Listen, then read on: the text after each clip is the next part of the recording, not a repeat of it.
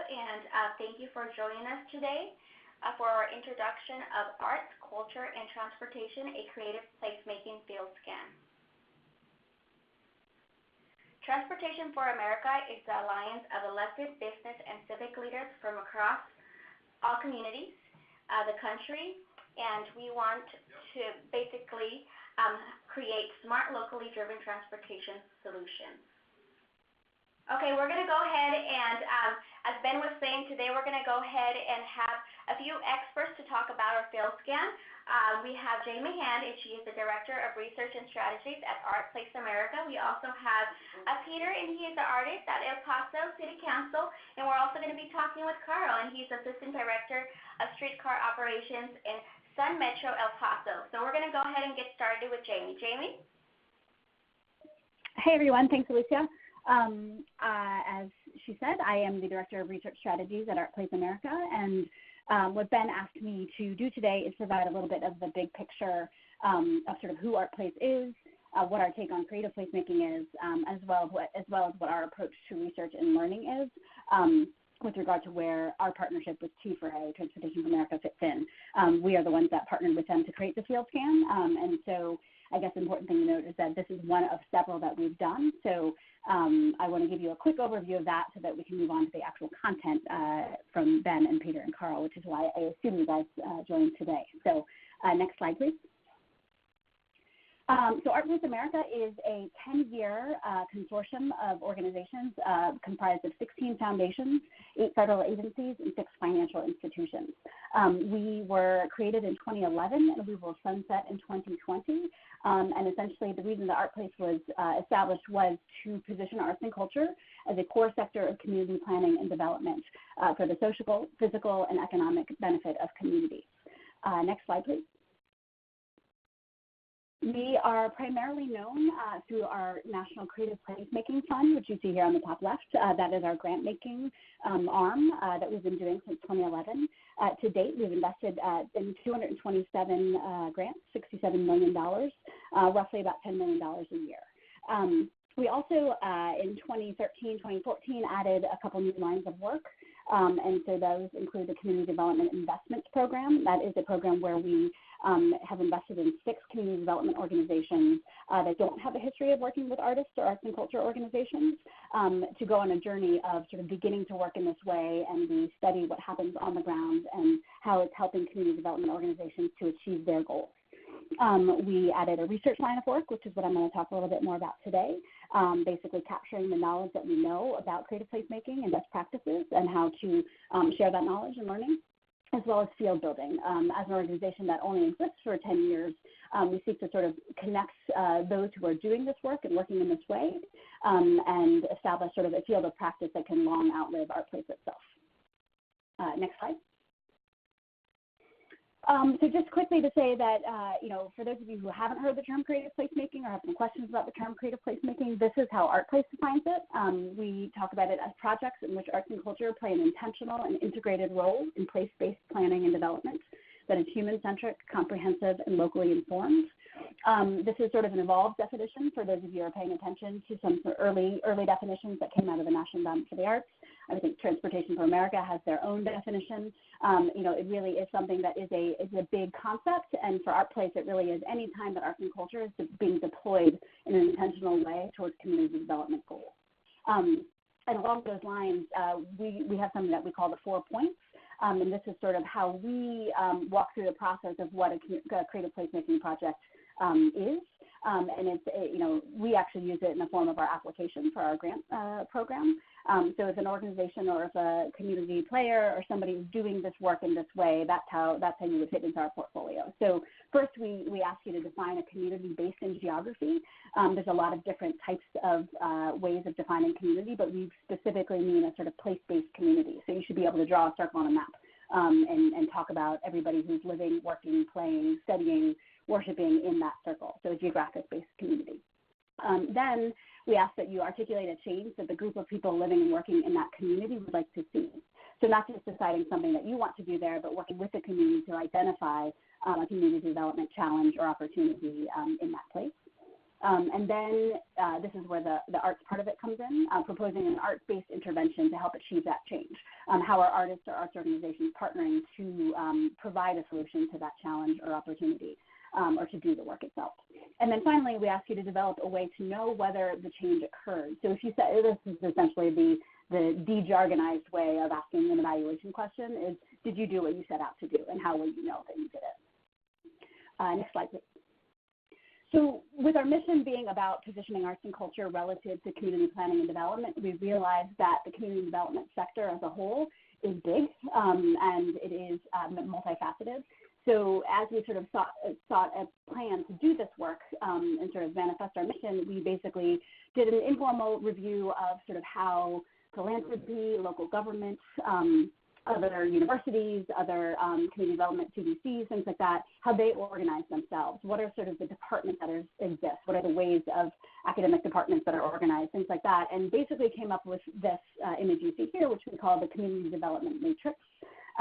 We joke sometimes that it's called the Creative Placemaking Bingo card, but essentially down the left side you see different sort of disciplines or different fields of practice within community development. So agriculture and food, economic development, education and youth, and so on. And across the top is essentially articulating that there are different types of actors or different types of players within each of those sectors. So there are civic, social, and faith-based organizations and actors. There are commercial and for-profit entities, government, nonprofit, and philanthropic. So within this matrix, essentially, we're sort of saying that the definition of creative placemaking can fit anywhere within this diagram. So if you're working in a community and trying to achieve something related to environment and energy, and you're working with a local government partner, that can be called creative placemaking. If you're working with a nonprofit advocacy organization to achieve a transportation-based change, that's also creative placemaking. But essentially, it's not saying that you have to be in only one of these categories, but it's a way of organizing and expanding the umbrella and saying, creative placemaking means a lot of things. It's not just economic development, and it is highly contextual and something that every community and every project or anybody working in this way is going to have to define for themselves. This matrix specifically is how we've organized our research and learning agenda here at ArtPlace, and so that brings me to what it is that we've been doing with Transportation for America. Essentially, we take each sector one at a time. So looking down the left, looking at health, for example, looking at affordable housing, looking at public safety, and we do three things with each sector in order to achieve some learning. So next slide, please. For each of these subsectors, we essentially identify a strategic partner. In this case, it's Transportation for America, and we do three things. As I said, we conduct a field scan, which is what you're going to hear about today that Ben is going to introduce. And then we convene a working group, which is something else that we did in partnership with Transportation for America back in July of this year. And then we create targeted resources. And we do all of this with an eye towards sort of saying, who is it that we're creating research and learning for? How do we actually understand the world of transportation practitioners? So whether it's engineers, whether it's advocates at the local level, whether it's policymakers in the transportation sector, what is it that they understand about arts and culture? What is it that arts and culture has been doing in relation to that field, in relation to those partners for a long time, not just since the word creative placemaking came about, but the field scan itself is really about the big picture of sort of what's going on out there. How do we really understand what creative placemaking is at the intersection of arts and transportation? The working group essentially is convening a high-level group of practitioners, thought leaders, policymakers, artists in both the arts and transportation sector to sort of read a draft of the field scan, understand what it is that we are saying and what some of our initial findings are, what are the key trends, things like that. We sort of test our findings with the working group on both a gut check level and also on an advisory level to let us know whether we should take the learnings in a different direction, whether we should revise them, things like that. And then finally, which is actually where we are now, we create targeted resources for the transportation field itself to begin to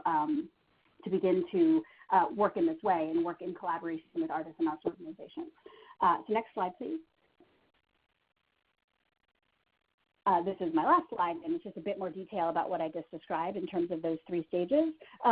They basically, I would say I described it, and what we're here to talk about today is the transportation sector, but we do this across multiple sectors. So we're currently making, we've done field scans, we've had working groups, and we're creating resources and tools in the public safety sector with public safety partners for people working on public safety issues in communities. We're doing the same thing with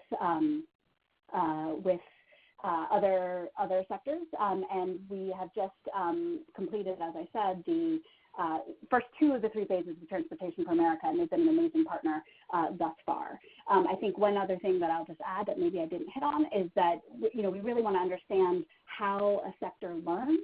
And how practitioners that are, whether it's through continuing education, whether it's through professional development, whether it's through formal certification, whether it's through peer learning, that's one of the focuses of this process as well. So what we're doing today and beginning to introduce this in this webinar, the resource itself, we are eager to hear feedback. We're eager to understand whether it lands a certain way for you guys, whether there's things that we can do moving forward in terms of creating resources for the transportation sector.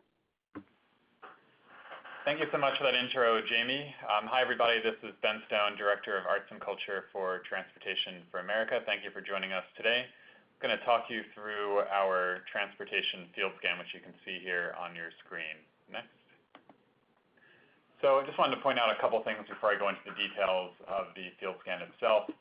And the main thing I want to point out is, as you can see in bold here, this field scan really focuses on directly addressing transportation challenges through artistic interventions. So we're really talking not necessarily about just public art projects that are creating public art for the public's enjoyment, but artistic interventions that really have a transportation challenge in mind and are looking to address that challenge. So that's really the scope of the work that we've been focused on. Next.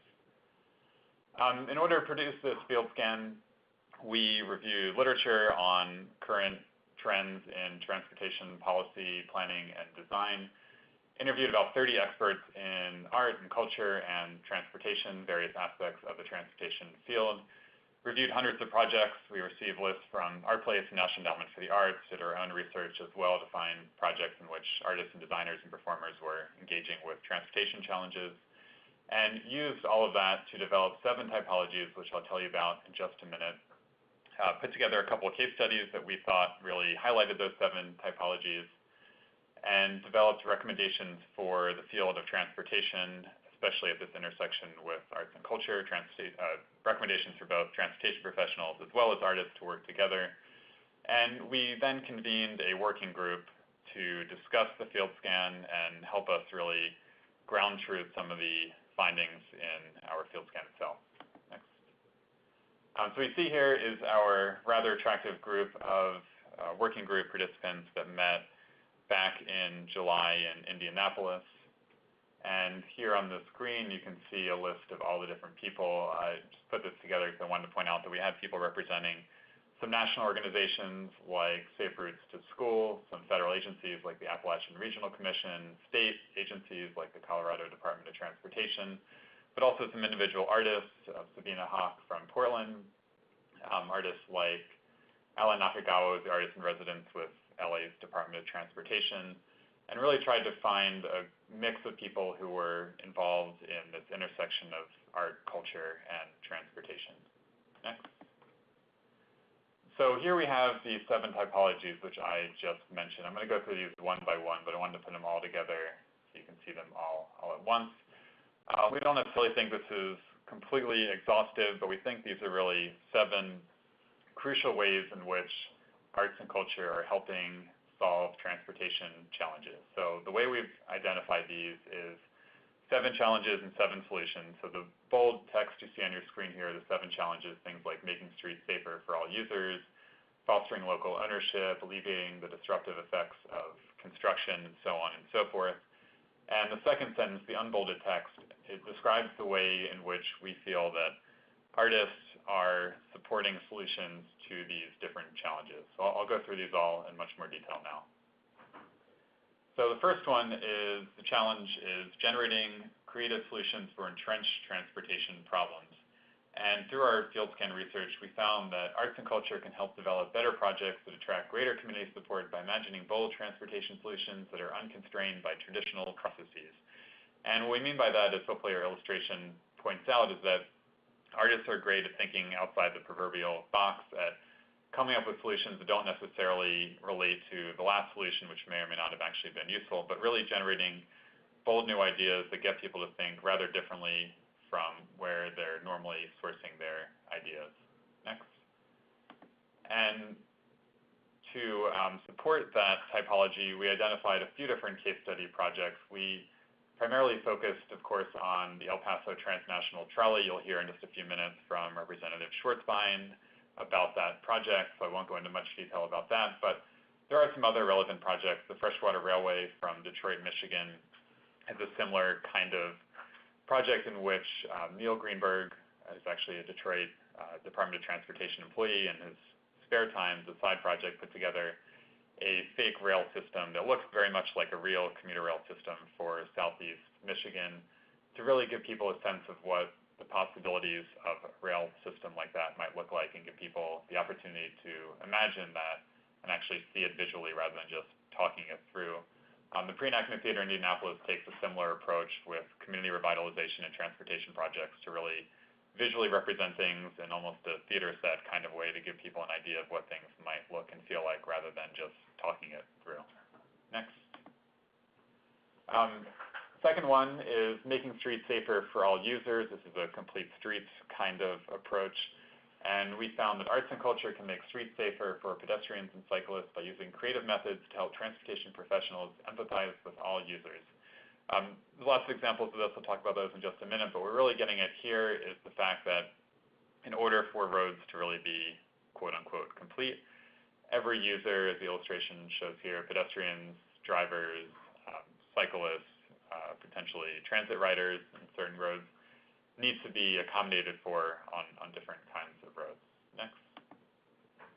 And we found artists getting involved in these kinds of projects in a number of places. We primarily focused on a project in Takoma Park, Maryland, called New Hampshire Avenue. This is a place 2, in which a group of dancers actually worked with planning department with the city of Takoma Park to really reimagine this suburban arterial road that, while very good at moving commuters in cars back and forth between suburban DC and DC itself, was less accommodating for people who were spending time sitting and walking, riding bikes, and moving through the space and occupying the space in other ways. And we wanted to make sure we include a number of different art forms. A lot of these projects reference visual arts, certainly sculpture and three-dimensional visual art forms. But dancers have gotten involved in this creative placemaking work as it relates to transportation as well. We also featured Alan Nakagawa from LA Department of Transportation, I mentioned before. He was a creative catalyst artist in residence in LA. And Islands of Milwaukee, a project in, of course, Milwaukee that used performers to really highlight the problems of an unsafe street crossing and a pedestrian countdown clock that was too fast for some seniors living on one side of the street to get across to the amenities on the other side. And by acting out this problem, we're able to really draw attention to something that had been unseen by quite a few people. Next. Solution number 3, organizing transportation advocates. We found that arts and culture can help equip communities to organize and advocate for more equitably distributed transportation investments. This has been really important. It's a focus of a lot of the work that we've been doing in a few different cities. And we found that artists have been really good at organizing people who maybe don't think of themselves as transportation advocates, who think of themselves as just concerned citizens, or think perhaps as their advocacy role is being focused on something else. But the arts have been really good at drawing people out, getting them engaged, and working on projects they wouldn't otherwise really even think much about. Next. A couple examples of that. Boogie Down Rides, a project from the Bronx, in which an artist led a cycling project through the Bronx to really bring cyclists together to show off the lacking of cycling infrastructure in that borough, but also brought people to other boroughs to see what cycling infrastructure was there and really organize people around what is actually a rather fun activity, doing a group cycling ride to point out some of the problems and help start to identify potential solutions. Transit Talks in Tucson is a similar kind of project in which people actually organize around transit stops, bus shelters, to talk about the pros and cons of those bus shelters and what kinds of improvements are needed. And then in Baltimore, working with Graham Creel Allen, who's shown there in that photo, and Bike More, a nonprofit advocacy group there focused mostly on cycling, but other kinds of transportation issues as well. Organize people around a temporary pedestrian crosswalk across a rather busy street to a major park, connecting that park to a residential neighborhood. And by doing something rather quick and creative, got people really excited about thinking about a different possibility for that safe crossing. Next. Number 4, engaging multiple stakeholders for an inclusive process. We found that arts and culture can help shepherd transportation projects through the community input process more quickly and smoothly by facilitating meaningful participation early and often in the planning process. It's another area we've spent a lot of time focusing on. It's an area that we found the transportation field in general is struggling in some ways with and is making some headway, but could use some more creative approaches to get more people involved in figuring out how to ask for the kinds of improvements they want, and then of course get those improvements and work more efficiently and more smoothly with the planners and engineers, policymakers, and elected officials who are really responsible for bringing those improvements to bear. Next. So a couple examples, we are actually involved in 2 of these projects, Envision Nolensville Pike in Nashville, Tennessee, and the Jade-Midway Placemaking Project in Portland, Oregon, are both projects we've been involved with for a couple of years now. And in these projects, we really found that the organizations that were concerned about these 2 corridors, these are both corridors that have new bus rapid transit lines. There were organizations that really cared about these corridors, but were not really transportation advocacy organizations. And we're looking to bring people to the table to ask for the kinds of improvements they wanted, but ask for them in a way that was culturally specific to 2 rather diverse, quickly growing immigrant communities in Nashville and Portland. And through a whole series of placemaking projects in Portland, in East Portland, in the Jade District, and the Midway District, really got people talking about their neighborhoods, got people talking about how they use the bus, about the new bus rapid transit system, eliminating some stops to improve efficiency, and how in some areas that was a positive change, in some areas it was not a positive change, depending on where people were actually living and the ability of people to, in some cases, walk many blocks, in other cases with some seniors and disabled residents, that was a big barrier. And through these very hands-on, community-oriented projects, really developed a culture of engaging with the MPO, with the transit agency, and developed some really solid relationships so that issues could be talked out. And project has created all kinds of positive benefits, including new affordable housing along the corridor and a recreation center, which is shown in the image on the right there. Next. Number 5, fostering local ownership. Arts and culture can help accomplish local goals and foster local stewardship and use by incorporating community source artistic and design elements into transportation projects. So this is a kind of typology that speaks to the fact that in many communities where transit systems are lacking, or safe pedestrian facilities or cycling facilities are lacking, simply providing these facilities is a good first step and sometimes isn't actually enough. And some communities, many communities, if not all communities, really want to be involved in shaping those systems and improvements so they look and feel like the communities in which they're located. In most towns and cities across the country, it doesn't really always make sense to have the same kind of facility or bus shelter or crosswalk in every different neighborhood, and people use facilities differently from place to place, and can really build positive civic engagement by allowing people to get involved in shaping what their neighborhood and block and street actually look and feel like. Next. So it's taken the form of a number of different projects. This, in many cases, looks like public art projects. In Baltimore, a pretty simple, straightforward project was done that led to, as you can hopefully see there, the creation of a bus stop that spells out the letters BUS for bus, which is the same word for bus in both English and Spanish. So in a growing Latino community, this has brought people together to talk about differences and similarities in culture and language, and the artists who are actually Spanish came over to Baltimore to produce this piece, which has been a great community gathering point. We focus mostly and use our primary case study, a project in New Mexico, the Santo Domingo Heritage Trail, in which a commuter rail service that connects Albuquerque and Santa Fe runs close to the Kewa Pueblo, but is actually a couple miles removed from it, and there's a rather desolate walk through the desert to get from the population center to that rail facility.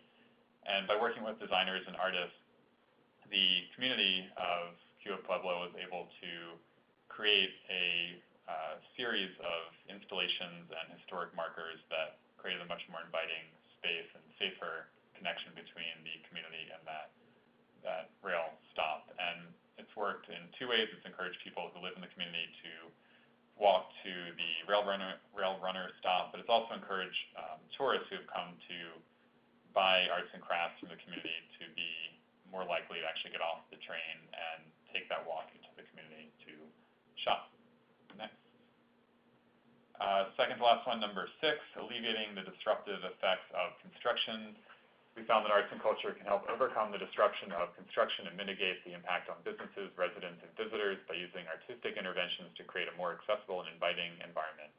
I often describe this one as this unfortunate situation in which a lot of transit projects, light rail, even BRT lines, subway lines, are sold to communities as being a great boon to businesses because it'll bring more potential customers, it'll allow people in the neighborhood to access jobs more easily, it'll be a general positive improvement. However, that positive improvement doesn't really start to play out until a few years after construction is done. So before the positive comes several years of disruption in which there's a big negative. And if you're a small independently owned business, you probably have pretty small margins, so 3, 4, 5 years of disruption through construction could force you to reach a breaking point, put you out of business if there isn't some sort of mitigating approach brought to the table. And so we found a couple examples in which artists are brought onto teams to help think through that process.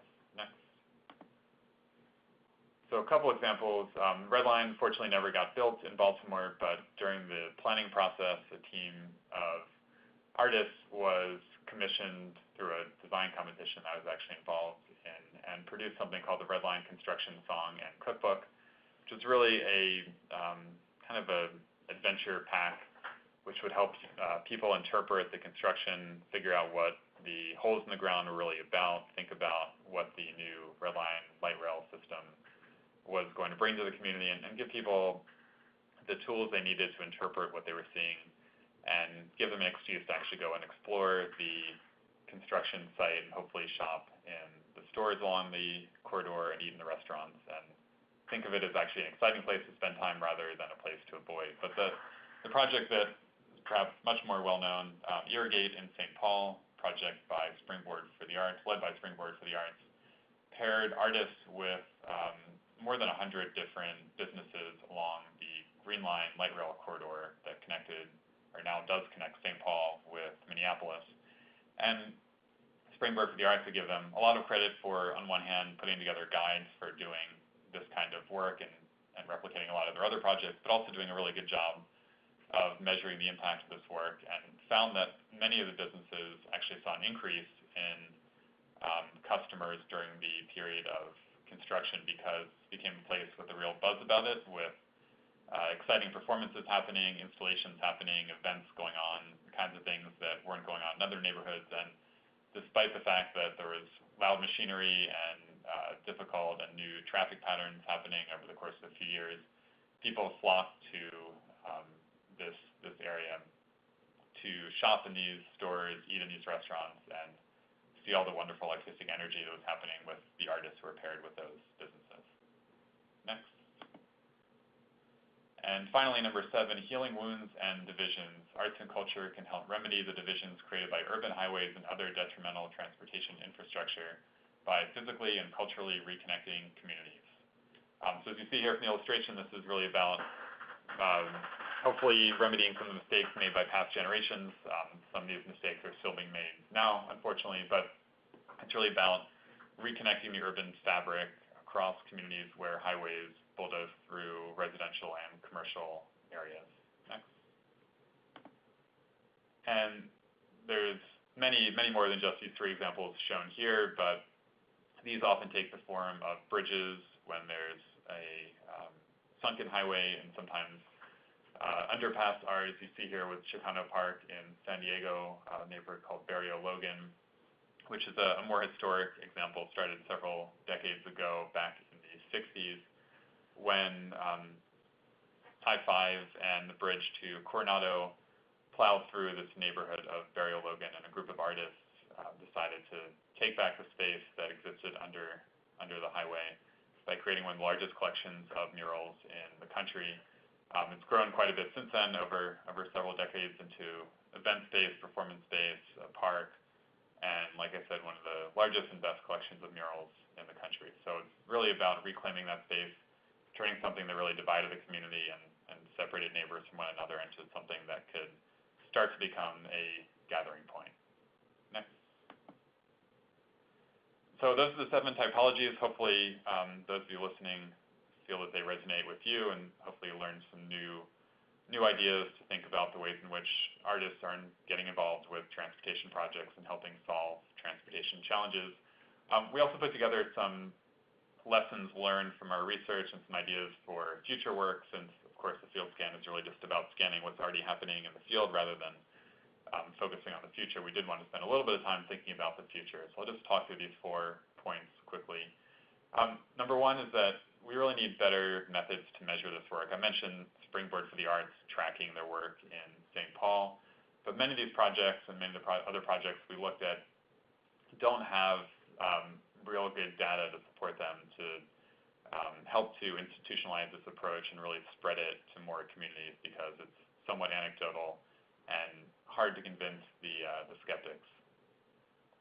We found that there is a real opportunity for artists to get involved in new and emerging technology, whether it's autonomous vehicles or rideshare apps or other new technologies on the horizon. We haven't found much evidence of artists getting involved in thinking that through. There's a couple of projects, but given the changes that we know are coming in the next several years, we think that there's a real opportunity for a creative approach to thinking through some of the positive benefits, some of the negative benefits or negative implications of this kind of technology, so that we can have a fully fleshed out picture of what we can expect in the future. We found that there's a stronger argument needed for how arts and culture impact 4 really important priorities for the transportation sector. Those are, of course, safety, congestion, schedule, and cost. So the transportation field is, of course, interested in creating safer projects, dealing with issues of congestion, delivering projects on time or ahead of schedule, and of course not going over budget.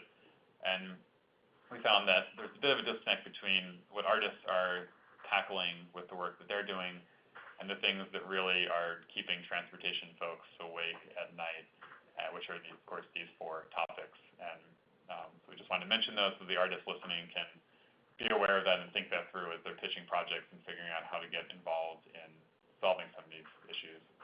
And then finally, really important one, there's more work needed to change the conversation about arts and culture being something that is really nice to have and wouldn't be nice if there was some art here, into something where arts and culture are thought of as an absolute necessity, as being a really crucial component to creating a positive transportation project. Next. I believe that's it for me.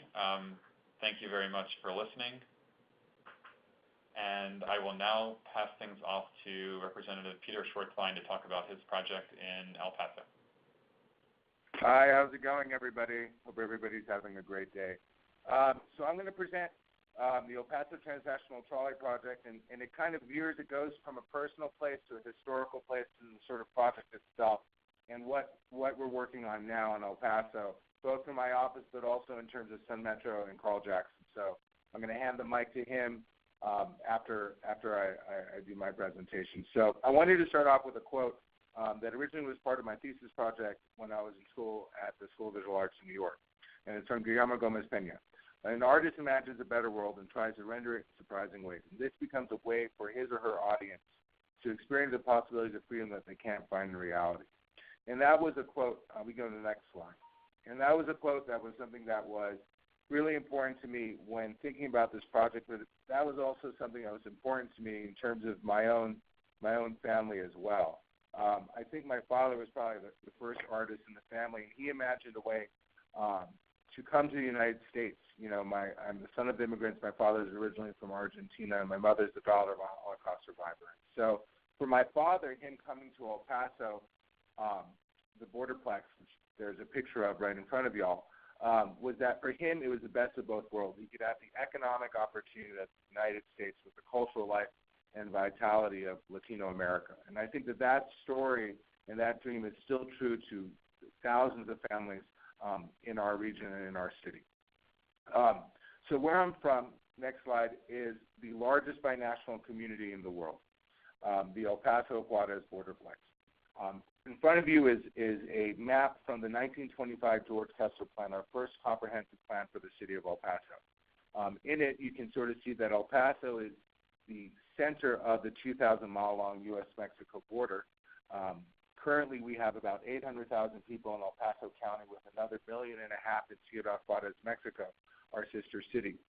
The previous picture showed that the two cities side by side, and that's really hard for people to understand, is that we really share a same common values, we share the same common culture, and geography is such that we share the same common desert valley as well. And so between that, you're looking at the largest binational community in the world. And we've always had different ways of crossing and define us. Next slide. Not just an east to west connection, but a north to south as well. El Paso del Norte, El Paso and Juarez was one of the most important trading posts along the Camino Real de Tierra Adentro, the Camino Real, the Royal Road of the interior of the Spanish Empire, the most important trading route in the Spanish Empire that went from Mexico City to Santa Fe and Pass. And El Paso and Juarez was a main trading post. In our globalized economy, that story of north to south commerce is an important one as well. But the city of El Paso, as an Anglo-American city, also grew up around the Transcontinental Railroad, which came in the 1880s. Next slide. As El Paso grew, we've always had different ways of crossing. The first example was Mandy the Mule. That's a picture of Mandy right there in front of you. When she first came about, there was a lot of stories about her crossing there, and there's one story, a collection of letters from Ernest Kohlberg, who was a German immigrant to El Paso, who talked about a gentleman from New York who was in a hurry to get back from El Paso to Juarez, and when Mandy did it, when Mandy was going her way, the rider of Mandy said, "Mister, if you don't like how Mandy riding, you can go your own way." And so there was a lot of pride there with crossing. In 1902, the El Paso Electric Railway Company was created, and Mandy the Mule was retired, being on a float and fed the finest carrots in all of El Paso County. In the 1950s, the PCC streetcars came in from San Diego. Next slide. The PCC streetcars were an Art Deco designed streetcar that Franklin Delano Roosevelt personally approved in 1935. He wanted a streetcar that can run in any temperate climate in the United States. And we were very fortunate in El Paso to have our own set. There is a picture of the streetcar in the 1950s crossing over the bridge to Juarez. And the streetcars for us were more than just a sophisticated way of getting around. It was also a tremendous driver of economic development. At the height of the line in the 1960s, there were over 500 trips a day between El Paso and Ciudad Juarez, Mexico. And in a time where we have the kind of political rhetoric we see on a national level and a state level, unfortunately, in Texas, it is a pretty amazing fact that occurred. And that driver was a big one. Next slide, please. For example, the JCPenney's in the 1950s in downtown El Paso was the highest grossing JCPenney in the entire United States, with more sales than Los Angeles, than New York City, than even Chicago. And that was not in spite of the border, but because of it. See, what we understand here is that border security is tied into economic security. And that has always been true. The Woolworths in downtown El Paso in the 1960s was also the highest growing Woolworths as well. Next slide. So as the streetcars came around, there was always issues there. The important thing to understand is that in 1974 the streetcar line stopped. Next slide. And in many ways it was a victim of its own success. You had Mexican national business owners who felt it was too easy for shoppers to come south of the border north, and so overnight they went and ripped up the track. Next slide. For about 6 months there was a truncated line on the American side, which eventually ended, and the streetcars were moved out into the desert because the city of El Paso had owned all of the infrastructure, the streetcars on the track, and so they were put in storage out in the desert on El Paso airport land. There is a close-up of the streetcars there. And as those streetcars were down rusting, things started to change between El Paso and Juarez. The two cities grew unevenly. Juarez became a major manufacturing hub, but the infrastructure didn't follow up. And in 2009, the bottom hit with cartel turf war in Ciudad Juarez. And in 2010, I was doing my thesis at the School of Visual Arts, and I wanted to do a project that could talk about where I'm from and could talk about how the border defines us in many ways. And so what I did was, looking at research into my hometown, I wanted to do a love letter to the city that raised me. So next slide. So I created the El Paso Transnational Trolley Project. It was a reimagining of the streetcar line opening up again between El Paso and Juarez in 2015. And in 2010 and 2011, I started a year-long advertising campaign for a fictional streetcar called the El Paso Transnational Trolley. I created a mascot, Alex the trolley conductor. You could get your picture taken with him at Sunland Park Mall, Thanksgiving weekend of 2010, as part of the campaign launch. And there is an example of one of our posters. Let us take you home on either side of the border. The idea really here was to try to imagine a better future, because if you can't imagine a better future, you can't have one. And so it was really important for people to try to see something positive between the two cities. Next slide. Another goal of the project was to talk about what it meant to be from the border. Having been born and raised in El Paso and then moved outside of it, there's lots of issues of representation about the border, both in terms of media and popular culture. And to me, the ways that we cross really define us. The bridges, the trolleys, from the rich to the poorest of the poor, we all have a different reason for wanting to cross. We should insist that that occur. And so we started putting up these posters.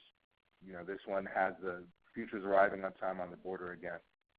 Next slide. We worked with the community with an online vote to come up with a poster design, to come up with their favorite historic photo of the streetcars, and we put it up on buildings throughout downtown and El Paso and Ciudad Juarez as well. Next slide. This is another example of one of the designs there. We actually took the side of the building, and it really had a very interesting way of interacting with the We Paste posters and the three-dimensionality of it. And as I finished my thesis in 2011, I felt like I wanted to come back. And there was a public art festival, Chock the Block, in downtown El Paso, which invited me to do an installation. And so in July of 2011, the night I came back, I started taking portraits. Next slide, please. I started taking portraits at art openings in Juarez and El Paso, at different football games, at other different events as well, parks, the Chicano Park Festival in Lincoln Park in El Paso, as well as the Battle of the Claw, which is the high school football game between our two oldest high schools. And if you know anything about Texas, you'll understand that high school football is a religion here.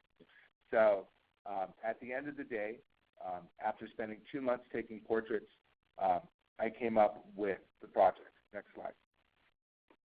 With over 2,154 portraits, I created a photo mosaic of the streetcar called Faces of the Frontera. Next slide. Up close, people were mesmerized by these faces, but you'd be hard-pressed to find out who was from Juarez, El Paso or Las Cruces, New Mexico, and that was precisely the point. To try to define us is pretty difficult, and to try to separate this region both economically and culturally is almost impossible, and the streetcar was a symbol of that. Next slide. I had the opportunity to collaborate with the private sector and with the public sector to put these posters out throughout downtown and other places as well. And as I started staying in El Paso, I started becoming more civically engaged as well. In 2011, I was invited to be part of the San Jacinto Redesign Committee, Citizen Review Committee, next slide, for our historic downtown plaza. That is the plaza last winter when it just opened up, and I was very fortunate to be able to offer input to keep the formal axial design, as well as a Luis Jimenez sculpture of the old alligators that used to exist there. And one of the ideas that we had for this project was a streetcar cafe utilizing one of those old streetcars that was dying out in the desert. Funny thing about it was when the final design was there, the streetcar cafe was not incorporated. And when asked, city management had stated that those streetcars could never run again, let alone be used for a restaurant, and they were trying to sell them to San Francisco. Knowing that a quality of life bond initiative was taking place, I felt that this was the time to act. And so, next slide. Sorry, next slide, please. So, thank you. And so we created a trolley revival. We created a citizen-led initiative to get included as part of these quality of life bond projects, a vintage streetcar corridor to connect the university to downtown El Paso. The city has been looking for 40 years about reinstituting the streetcar line with different designs as recent as 2009, 2010, looking into revitalizing the streetcar line, and I felt that this was the time to utilize this bond initiative as a way to get that conversation going. And so, next slide. So the same way that Alex, the trolley conductor, was out helping me getting portraits as part of the Face of Frontera, we were now out engaging the public to collect signatures for the future of our community. We started collecting signatures at the university campus, at our First Fridays, Party La Parada, and others, asking people to imagine a better future for their community and sign on the dotted line. In a little under 2 months, we had collected almost 1,800 signatures, which was more signatures than any other citizen-generated project as part of this Quality of Life Bond Initiative, more than the baseball park, more than an Olympic-sized swimming pool. Next slide. And when it came time to vote on it, the city said that a transit project couldn't be part of a Quality of Life Bond Initiative. However, the TxDOT commissioner at the time, Ted Houghton, was from El Paso and had good relations with city representatives. And this grassroots support that we had cultivated throughout the years with the El Paso Transnational Trolley project and then these signatures was able to convince and show TxDOT that there was actual support for this project. And so with the $97 million grant, next slide, we thought we were ready to go. However, we waited. A new mayor came into town. There were some questions about whether or not there was support for it. And so in 2014, we sat and waited. And rather than myself wait, next slide, I decided to run. I ran for city council on a platform, fresh perspective of a balance between preservation and growth, of investing in our community and enhancing our communications opportunities. And so with a hard-fought race that had over six candidates, next slide, and a lot of prep, next slide, and knocking on thousands of doors, we won. We did it. And so, sorry, stop right there. So as I was in council, other things were happening. The money was released from TxDOT. The streetcars, the old PCC streetcars, were taken off on a flatbed vent, were taken off the desert floor. Next slide. Being taken to Brookville, Pennsylvania to be refurbished. They're currently undergoing that refurbishing right now. There's a picture of Carl in one of the shells of the old PCC streetcar. And other things were happening. Track was coming in to our desert town. And next slide, concrete was being poured. That's in the hospital district as well. and other things were happening as well. Since being in the council, this idea of an international streetcar line and a way to get people over the border in a safe and efficient way for a 21st century innovation economy is just as important today as it was at any other time before. And so my office has put a few items up to look at a feasibility study for an international pedestrian-oriented transportation system. Next slide. We recently submitted comments to the renegotiation of NAFTA to include language specifically to pedestrian-oriented transportation crossing, and this was a conceptual design with a local young architect, Daniel Berto, looking at reimagining an El Paso to Juarez monorail line. Next slide.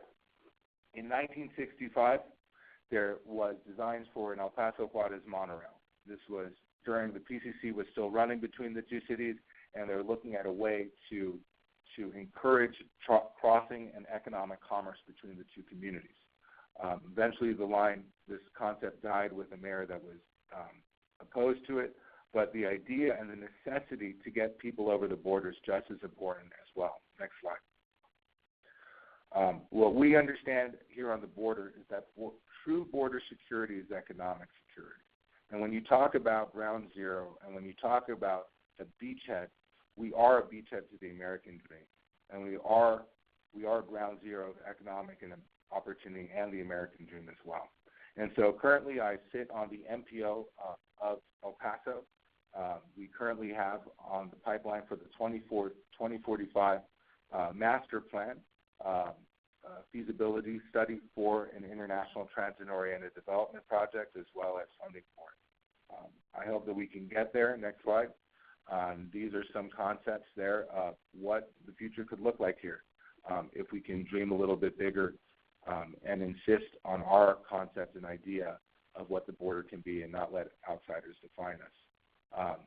As that is going on, the streetcar has been being built the last 2 years, and I think Carl can talk a little bit more about the route and some of the more technical aspects about the El Paso streetcar opening up within the next year. Hi, everyone. This is Carl Jackson, and let me tell you a little bit about myself. I'm actually a third-generation immigrant. My grandfather, born in 1900, came to the U.S. at the ripe old age of 18, so that would have been 1918 for him, and he was Dominican. He came here from Santo Domingo, which is now the Dominican Republic. And so he got a job. First, he was a fireman on steam locomotives on the piers of New York City. And then he got a job as a subway car mechanic, which, of course, most people know that the New York subway was only 27 years old by that point, in 1927. And so I grew up surrounded by trains. Ultimately, I got a job coming out of the Navy in aerospace, and then when the bottom fell out of aerospace, I got a job as a transit system professional in the Seattle area. And I put in 25 years there and then left there and became a consultant and started building streetcar systems around the country. And so now here I am in El Paso. And we've got a fantastic system. I think, as Peter mentioned, the package deal was $97 million. What we've got there is an amazing project. We've got 6 pre-World War II PCC-style streetcars that are being completely refurbished. And by refurbishing, we're adding air conditioning, Wi-Fi. This is going to be a cardinal system, and I believe that it's going to be quite the economic engine for El Paso. I would like to have people come here and be really engrossed in enjoying what the streetcar has to offer. Thanks. So thank you very much. We really appreciate it. It's really exciting to go and actually be able to ride our history again and to have visitors and ourselves here in El Paso be able to ride the very same PCC streetcars that used to travel 500 times a day between El Paso and Juarez In fact, if I can interrupt for a second, we are taking one of the cars. This is what we call the Cisneros car. And we are actually refurbishing it to go ahead and resemble its prime. It was the car that went over the bridge into Mexico. The seating, the look, the paint, everything will resemble that car. We really appreciate the time to talk to you a little bit about our projects here in our hometown and our beautiful border community. Thank you very much. Thank you, Jamie, Peter, and Carl. We're going to go ahead and go on to our Q&A session. We do have a few questions, and we're going to be very quick on the questions due to time. We definitely appreciate all the questions. The questions that we do not get to today, we will be answering them via email. A lot of people are asking, are we going to have this recorded webinar? We will. On Monday, everyone that has registered for this webinar will be getting a copy of not only the PowerPoint, but also the recorded webinar. With that, I would like to go ahead and start with the first question. The first question will be for Jamie, and this is more in regards to ArtPlace America, and the question is, do you issue an RFP or NOFA for your community development grants? Actually, no, we do not. That was a one-time opportunity in 2015. So at the time, it was a public call, but it was a one-time program that lasted 3 years. So we will not be making that investment again. Sorry to say. The next question is in regards to Solution 1. What's involved with helping to navigate DOT requirements? And I believe this one may be answered by Jamie. Yeah, I would love to go back to the visual, since I'm not looking at the slides, if that's possible. And to make sure I understand the question correctly, it might be one that we take and discuss internally with Ben and his team, just because I don't want to speak out of turn just due to my lack of familiarity with DOT policies.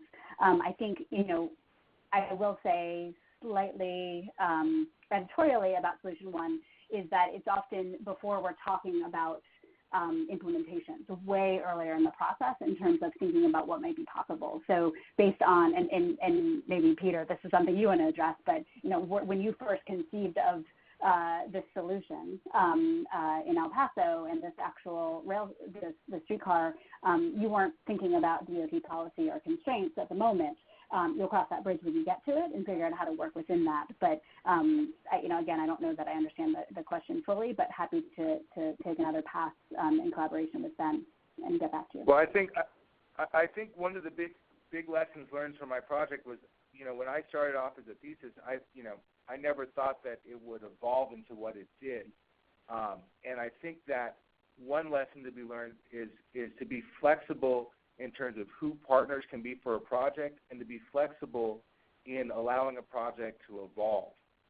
What can start off as a tactical urbanist project, as a creative placemaking project, can turn into an infrastructure project with that sort of flexibility there. And so what we were very lucky to have leadership in different state organizations, in the local organizations, and within the artist community that were willing to take advantage of each other and to be open towards that kind of collaboration. And I think that's an important takeaway for the audience here is both in terms of artists, engineers, transportation professionals, is being open towards looking at different possibilities and different solutions where they may or may not exist. And this is Carl. I want to expand on that for a second. The community is probably the biggest incentive driver for a lot of this stuff. As an example, when I was living in Seattle back in the 70s, the federal government had an agency called the Urban Mass Transit Administration. And they would go around to different parts of the country and give the locale a check and say, okay, Northwest, it's your turn. Here is X amount of money for you to build a transit project. But you have to have some community incentive. You have to have some political backing, et cetera, et cetera. And in the day, Seattle said, no, we don't need that. We don't want that. Unfortunately, then, of course, the money went somewhere else. And that particular check went to Atlanta, and Atlanta built MARTA, the Metropolitan Atlanta Rapid Transit Authority, which built a huge subway system which allowed Atlanta to host the Olympics. And so the lesson from that is that besides the political incentive, you have to have the community on board. And the community has to be composed of the dreamers. It has to be composed of the thinkers, the people that can see beyond the politics in order to bring some drive back to the community. Thank you. Another question for Peter and Carl. Was the Paso streetcar at all locally funded? So that was an interesting thing. In 2012, basically how it happened was you had TxDOT say to the city of El Paso, if you spend $4.7 million on a shovel-ready streetcar plan, we will find the 97. So it was basically 4.7 for 97 million. So that the local aspect of it was the 4.7 million to basically come up with the plan, the shovel-ready plan outside of a sort of brief feasibility study. And then also, utilities and others have been paying their share outside the 97 million. So that was the commitment there, and because it was through TxDOT, there was probably more flexibility and more being able to be nimble than if this came through, say, like a Tiger grant. Thank you. We're about 2 p.m. Eastern Time, so we definitely want to make sure that we cover all the questions. So per my comment earlier, we will be we'll be answering questions via email to everybody that has asked us questions. Unfortunately, Ben was not able to join us earlier in the call, but what we will do right now, on your screen, you'll see his email address, and if you have any questions directly for him in regards to the field scan, please email him at ben.stone@t4america.org. The last thing that I will mention too, we have an upcoming conference with our sister organization, the National Complete Streets in Nashville, and right now we are accepting session proposals until December 1st, and registration is now open, and it will be a conference on intersections for creating culturally complete streets. Again, this is going to be in Nashville, Tennessee, April 3rd to 4th of 2018. Thank you again to Jamie, Peter, and Carl. And like I said, we will have this webinar recorded for everybody. Thank you, everybody.